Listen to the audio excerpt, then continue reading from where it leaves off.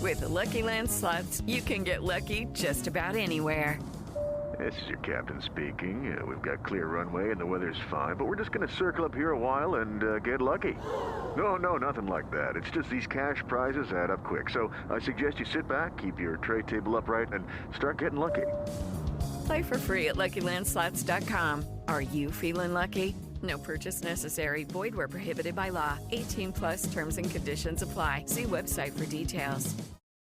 Aboriginal and Torres Strait Islander listeners are advised that the following story contains the names of people who have died. This podcast contains adult themes and language, and some of the things that we discuss may be disturbing to some listeners. In this podcast, we discuss sexual assault, torture, race, and murder. Listener discretion is advised. Please take care of yourself.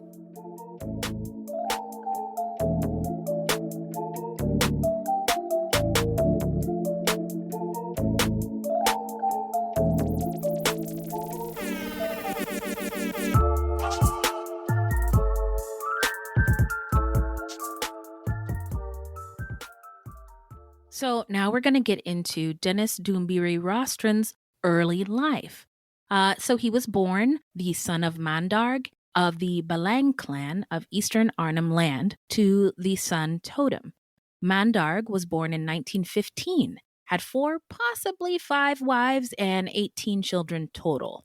And by the way, polyamory in Aboriginal Australian culture is complex. So it's not like just it's a different culture, so we think of it differently. Yes. But Dennis was his 12th child, born to his first wife, Rosie Maljabi, in 1963. Rosie was born in 1925, and she was a strong-willed woman. By the 1970s, she had separated from Mandarg, set up a home on the other side of the camp, and announced, quote, "I am now divorced," unquote. I love it. I love that so much. Put it on a t-shirt. She encouraged her daughters to be independent as well. If they had any trouble with their men, they were encouraged to leave and come back to stay with their mother. Her daughters were described as spirited, whereas her sons were described as laid back. Mandarg has been described as a dominant father with unquestionable authority. His sons went to him for advice, and they, quote, "followed his orders without delay," unquote. Dennis wasn't the only son of Mandarg who got himself into some trouble. In December of 1966, another son, David Galbuma, 19, murdered a woman and attacked her 6-year-old cousin because he was with her. The boy survived. This was to be considered one of the last ritual spearing murders in Arnhem Land. During the trial, it came out that he was ordered to kill the woman by his elders because she was suspected of having a role in the deaths of her husband and their 2 newborn children, although the deaths could have been attributed to disease. The prosecutor suggested an alternate motivation, that David had wanted to marry the woman, but was thwarted because she was the wrong skin type. This was described as the quote-unquote white explanation, having to do more with, quote, white wishes than black reality, unquote. And that quote took my breath away. Yeah, really. It's just a complete lack of cultural competency. Exactly. Yeah. And it makes me think back on some other cases that we covered. Yeah. And the explanations for why they did things. And we might have been completely wrong. Yeah, seriously. I wonder if anybody took the time to ask. That's another thing I noticed too about in this research is everybody's like, what are we going to do about the Aboriginal problem? Oh, they must like being poor. They must like their circumstances. It's their fault, like punishing them. But nobody has asked them what they needed. Like all these programs and government people who are coming trying in. to fix them, but not asking them what the actual problem what is. do you need? Hey, what do you You're need asking done? the wrong question. It makes me think of Night Country. Yeah. And it just reminds me of something we've said and we've heard listeners say when we get it wrong, like not about us, without us. You know what I mean? So just cultural competencies, quite important. That's all I'm trying to say, and I'm going to shut up now, I promise.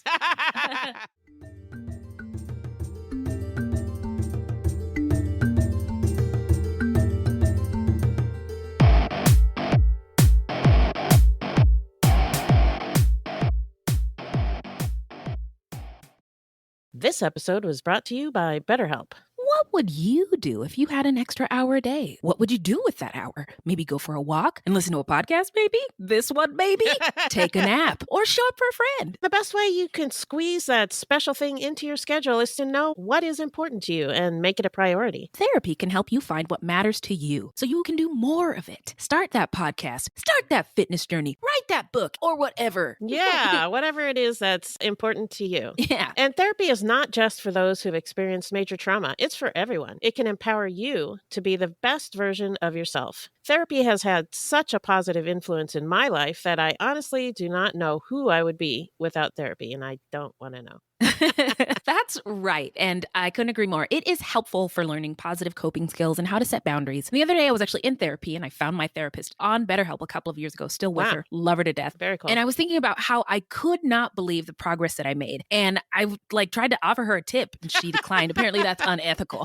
But, my outlook on life is completely different and I'm better and stronger. And it just feels really good. Yeah. So if you're thinking of starting therapy, you should give BetterHelp a try. It's entirely online and designed to be convenient, flexible, and suited to your schedule. Just fill out a brief questionnaire to get matched with a licensed therapist. And you can also switch therapists at any time for no additional charge. If you don't click with the first one you get matched with. Mm-hmm. Learn to make time for what makes you happy with BetterHelp. Visit BetterHelp.com/fruit today to get 10% off your first month. That's BetterHelp, HELP.com/fruit. When we made our McDonald's Spicy Chicken McNuggets, you were praise hands emoji. Then we ran out, and you were streaming tears emoji. Now they're back, so you can be grinning face with sweat emoji. Order ahead on the McDonald's app. And get Money Mouth Face emoji with 2 orders of crispy, irresistible 10-piece McNuggets, spicy or classic, for just $6.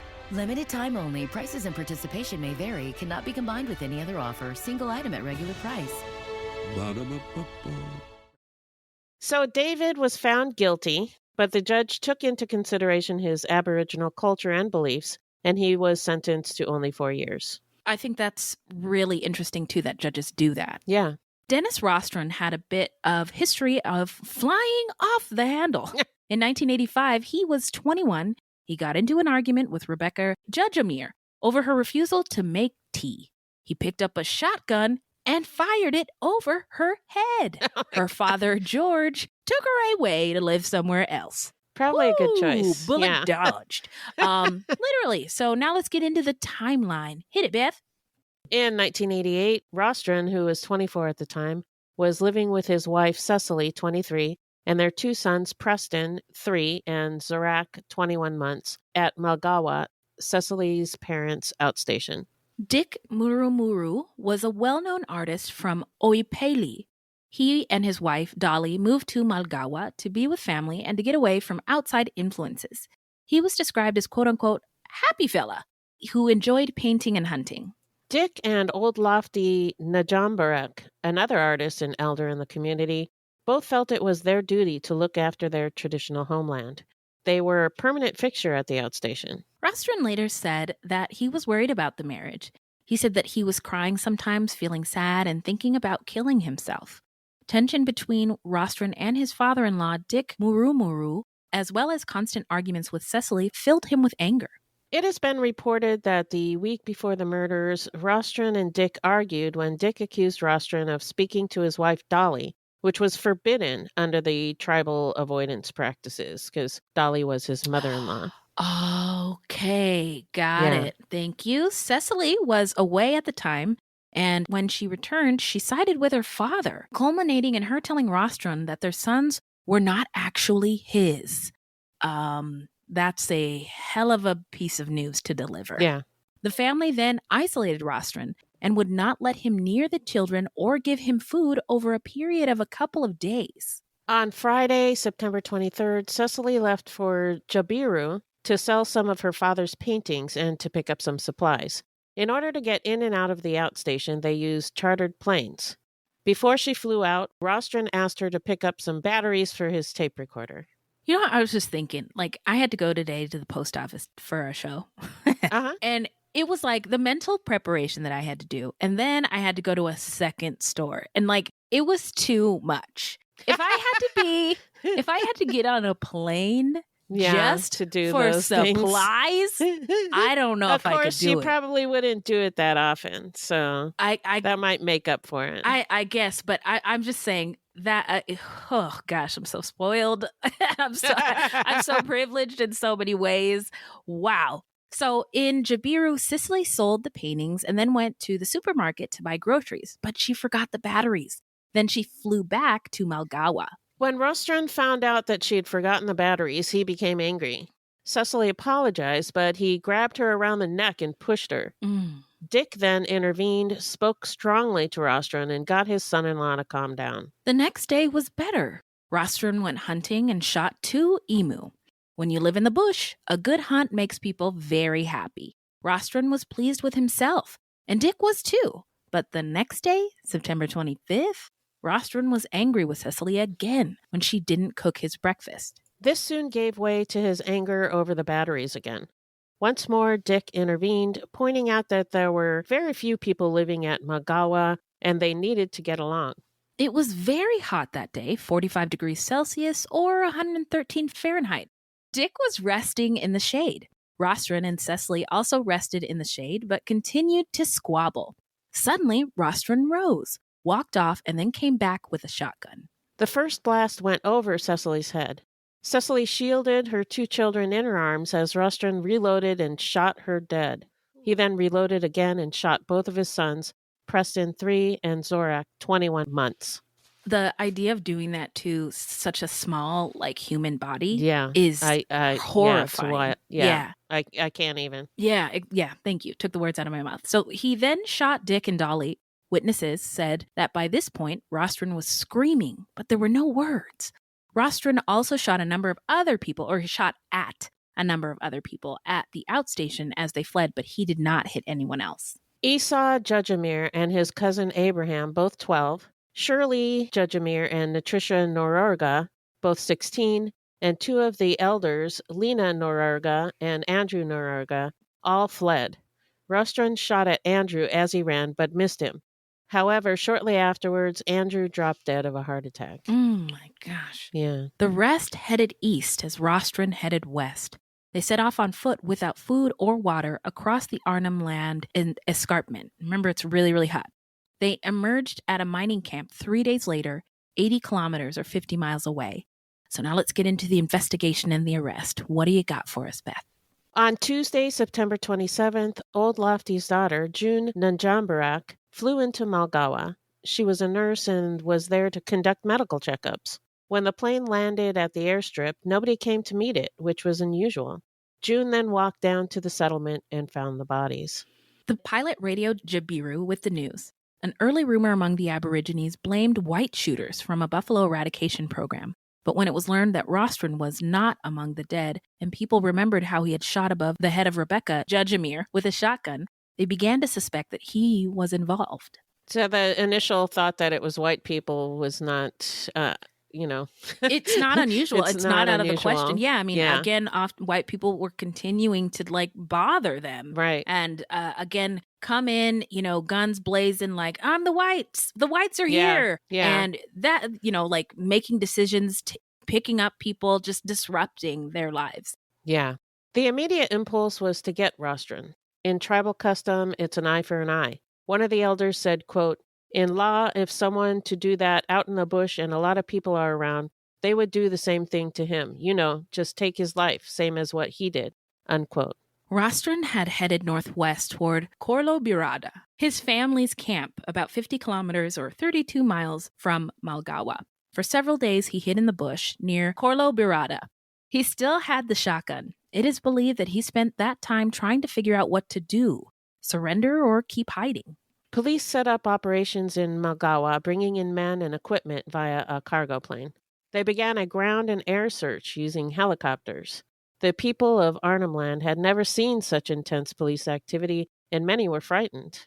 I was also going to say, police activity costs money. Yeah. Can you imagine a lot of money if was the spent. Money they had used to try to catch this person or go into these communities had been used to just give it to them and help instead of all the other stuff? Just wonder. Yeah. When police came to Corlo Birada to search, Rostron's mother, Rosie Maljabi, fled into the bush. She was never seen again. Or at least she was still missing in 2021, which is the last that I can find mention of her. Yeah, so if she's been found, let us know. Yes, please. Yeah. At 9:30 p.m. October 4th, Rostron walked into Meningrida, 65 kilometers or 40 miles north of Corlo Barada. He had a meal with a relative and then turned himself into the police. He was charged the next morning with 5 counts of murder. All right, so now we're going to get into the trial. Let me tell you. So Rostron admitted to the killings, but pleaded not guilty to the murder on the basis of diminished responsibility related to depression, impairing his capacity, and provocation. In 1990, Rostron was tried and found guilty on 5 counts of murder and sentenced to life in prison with no prospect of parole.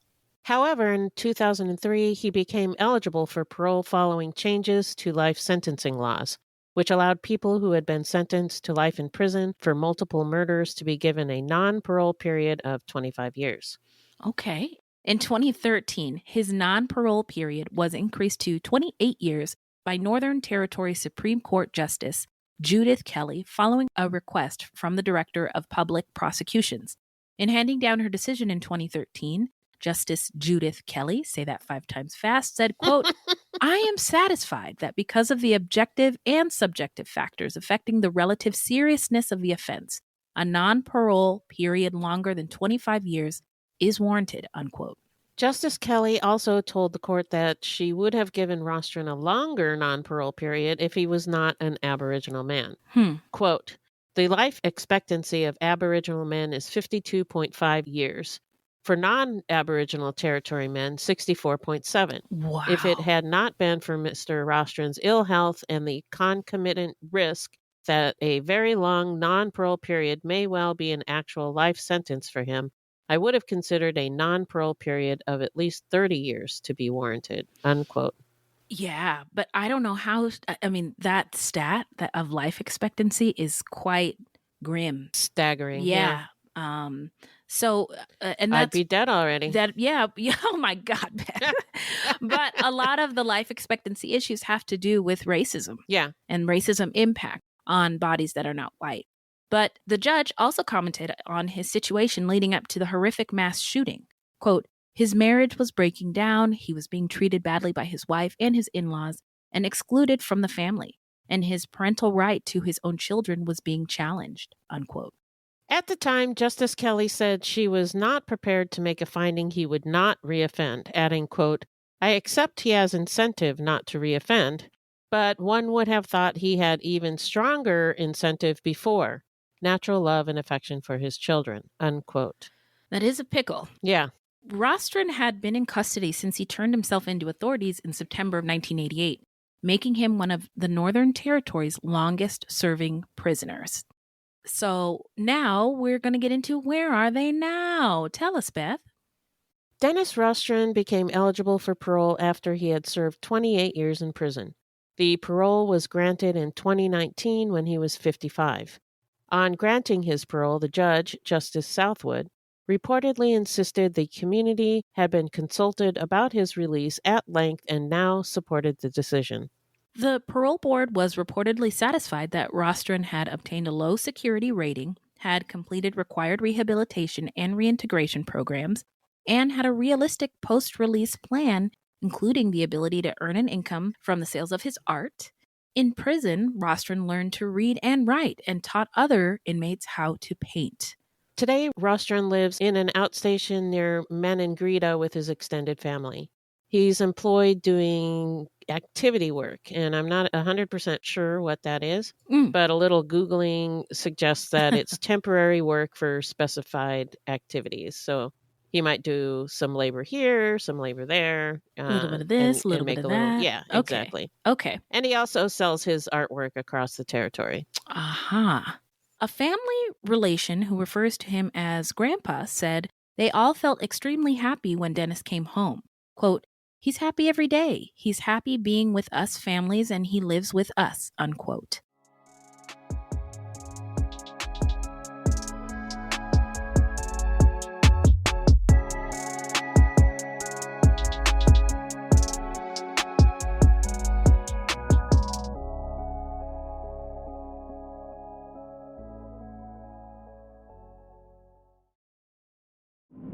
True terrors of horror, bizarre happenings, unexplainable events.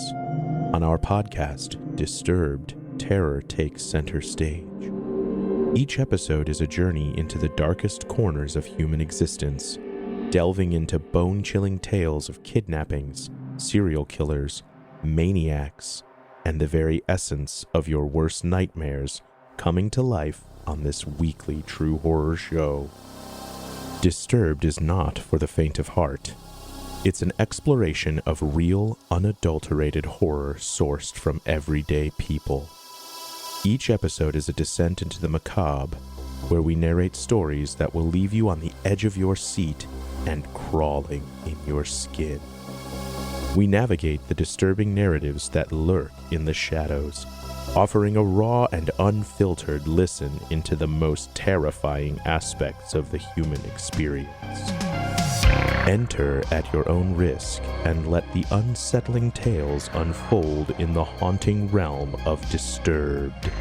And remember, listeners, stay safe out there.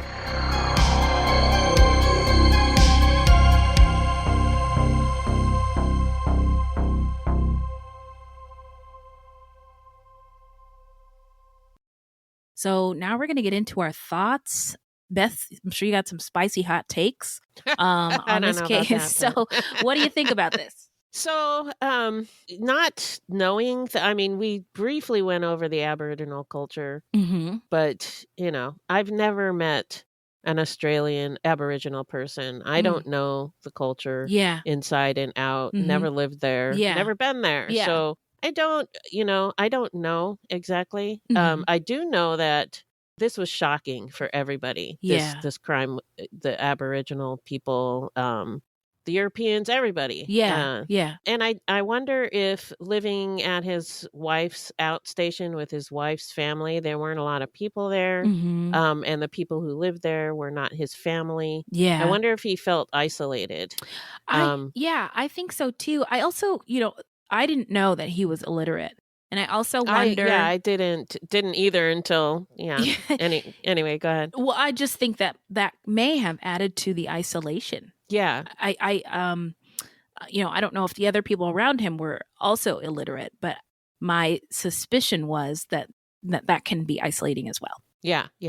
And it sounds like he didn't know what to do with his anger. Like he'd pop off. Right. He had no outlet or ways of coping that may have been healthy. Coping skills. Right. Yeah. And what we learned about his early life, his mom taught his sisters to be independent, but what did she teach her sons? And what did his father teach them? I don't know. I don't know either. It's great question. Yeah. And it sounds like he was, when this occurred, he was out of his mind with rage. And this is not an excuse, just an observation. I mean, he was described as screaming as he shot the family, but not saying anything, just screaming. Yeah. So, it sounds like he... Go ahead. I'm so sorry to cut you off, but you talked about they didn't feed him for days. So lack of food, isolation, and frustration. That could drive anybody mad. Poor relationship with his wife and his in-laws, and living at this outstation where his family was not. All of that was probably stressors. Yeah. And he never learned how to cope with his emotions. Yeah, I think that you're right. Agreed. I had many thoughts about this case. First of all, racism in Australia is fucking wild in that they essentially did the things that all the other Western nations did to Indigenous and Black people in their countries. Took their land, enslaved them, kept them from resources and rights, disenfranchised them.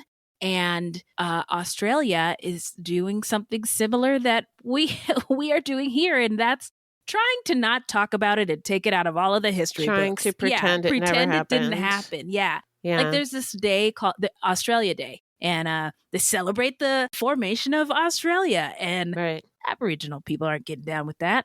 It's a celebration for who? You know what I mean? Yeah. And let's see. What else did I thought that you already haven't said? I was just going to say he fled immediately because he knew what he did was wrong. And he stayed hidden for over a week. Yeah, I think it was like 10 days. Because he knew what he did was wrong. And I am always surprised and fascinated by the I blacked out defense. You know, I've never been that angry where I don't remember being angry. What I did. And if I'm being honest, I've never had the freedom to do that because I'm a Black woman in America. Yeah. But I do envy people who are just allowed to get mad and be mad in public and break things and throw things. And that's it's so wrapped up in that emotion that you can't remember what you're doing despite it being horrifying and really bad. It's just, I don't know what to make of it. I'm not smart enough. But I did have thoughts about it. What else? I just he could have done so many other things. Like he got out of prison and he said, I saw a quote, "I'm a good person," he said. But gosh, if only you had come to that realization earlier, then this You're tragedy. a good person except the murdering. Yeah. And that's another, that. Another thing about language, not to beat a dead horse, because we try to get things right here, but it might be better to refer to him rather as a murderer or people who kill and who people are capable of change, a person who murders. I've heard prison abolitionists talk about that conversation about not calling people murderers or rapists, but calling them people who do a certain thing. There might be some mixed reviews and opinions about that thought. Yeah. But in this sense, he did a horrible thing.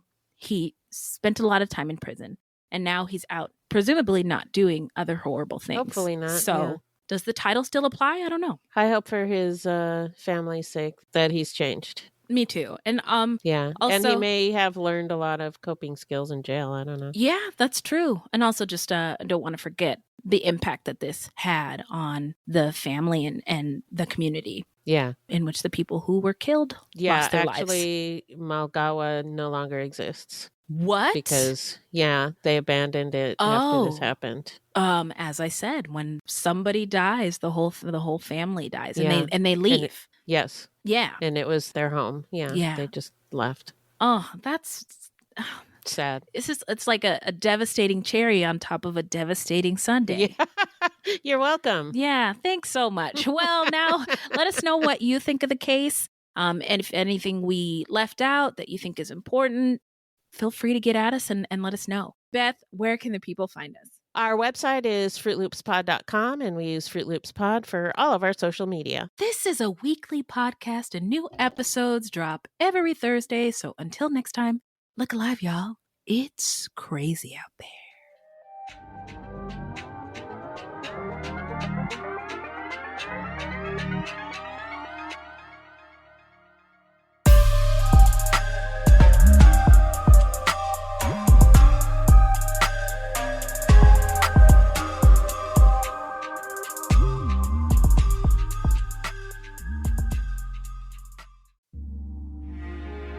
Ohio is a land of mystery, from missing shipwrecks and lost treasure beneath her surface to strange phenomenon slicing through her skies.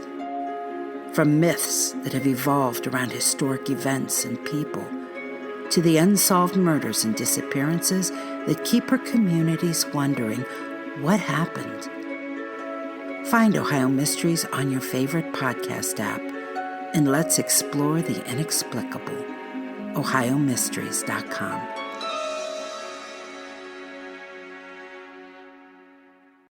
Hi, I'm Matt Harris. Seton Tucker and I host the podcast Impact of Influence, which for 2 years covered in depth Alec Murdaugh, who was eventually convicted in 2023 of murdering his wife Maggie and son Paul. That story continues to evolve, and we will cover that. Plus, we will tell you stories of other true crime events that have happened in the South. Please join us on Impact of Influence. And give us a follow on the Impact of Influence Facebook page.